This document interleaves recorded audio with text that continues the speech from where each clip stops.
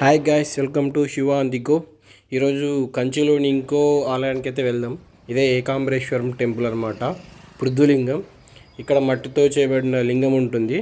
అదే కంచి కామాక్షి అమ్మవారు స్వయంగా తన చేతులతో చేసిన శివలింగం అనమాట. ఇసుకతో మట్టితో కలిపి చేసినారు. శివుడు అభిషేక ప్రియుడు అనమాట. అయితే ఇక్కడున్న శివలింగానికి మాత్రం అభిషేకం జరగదు. నాకు తెలిసి ప్రపంచంలోనే అభిషేకం జరిగిన శివలింగం ఇదొకటే అనుకుంటా. పక్కనే ఉన్న రాతిలింగానికి అయితే అభిషేకం జరుగుతుంది. చూడండి, ఇక్కడ మండపంలా ఉంది. ఇదే ఆలయం ముందు ఉన్న ప్లేస్ అనమాట. ఇక్కడ చూడండి గోపురం ఎంత పెద్దగా ఉందో. ఇది భారతదేశంలో కల్లా 6వ అతిపెద్ద గోపురం అనమాట.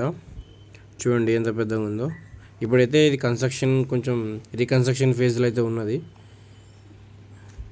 లోపలికైతే వెళ్దాం మనము. టెంపుల్ యొక్క టైమింగ్స్ వచ్చేసి మార్నింగ్ 6 నుంచి ఆఫ్టర్నూన్ 12:30 దాకా ఉంటుంది. మళ్ళీ సాయంత్రం 4 నుంచి నైట్ 8:30 దాకా ఈ టైంలో దర్శనానికి అనుమతిస్తారనమాట. చూడండి గోపురం అయితే చాలా బాగుంది, చాలా పెద్దగా ఉంది. మనం లోపలికైతే ఎంటర్ వెళ్తున్నాం. అది కన్స్ట్రక్షన్ ఫేజ్లో ఉంది కాబట్టి సైడ్ నుంచి అయితే వెళ్తున్నాం. ఇంకా చూడండి, ఇది ఆలయం ప్లేస్ లోపల ఎంత బాగుంది కదా, ఎంత పెద్ద ప్లేస్. దాదాపు ఈ ఆలయం 25 ఎకరాల్లో ఉంటుంది అనమాట. 25 acres. చాలా పెద్ద ఆలయం. మన భారతదేశంలోకి అతిపెద్ద ఆలయాల్లో ఇది ఒక ఆలయం అనమాట.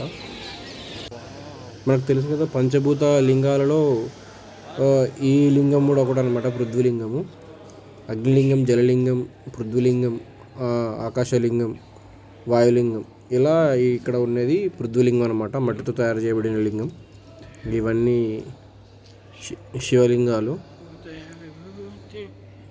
దాదాపు 1000 శివలింగాలు ఉన్నాయని ఇక్కడ ప్రతిదీ అనమాట. ఇక్కడ చూడండి,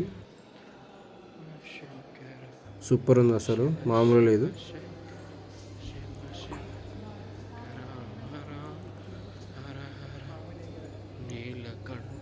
అద్భుతమైన ఆర్కిటెక్చర్.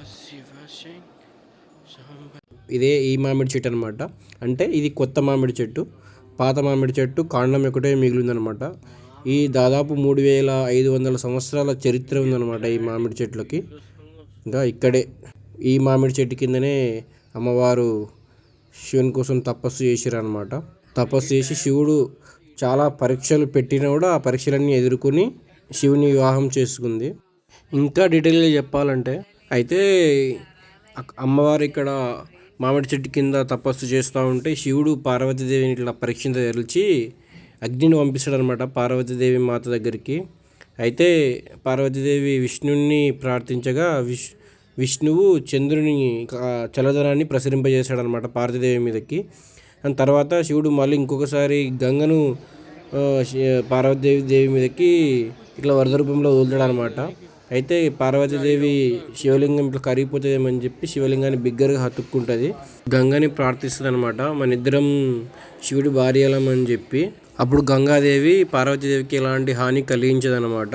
అమ్మవారి స్పర్శ చేత పులాంకితుడైన పరమేశ్వరుడు ఇక్కడ ప్రత్యక్షమై పెళ్లి కూడా చేసుకుంటాడు. ఇది ఆలయ స్థల పురాణము.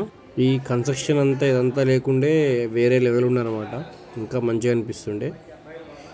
ఏదైతేనేమి ఇక్కడ అద్భుతమైన శిల్ప సంపద అయితే ఉందన్నమాట. ఎటు చూసిన శిల్పాలు అద్భుతంగా చెక్కిరనమాట స్తంభాల మీద. చూడండి, కోనేరు, పుష్కరిణి ఎంత బాగుందో కదా. గుడి మాత్రం చూడడానికి వేరే లెవెల్లో ఉంది. అద్భుతమైన గుడి. అద్భుతమైన పుణ్యక్షేత్రాలలో ఈ క్షేత్రం కూడా అనమాట. పృథ్వీలింగం. ఈ ఆలయాన్ని శివకంచి కూడా అంటారనమాట. ఇది పల్లవ రాజుల కాలంలో నిర్మితమైంది.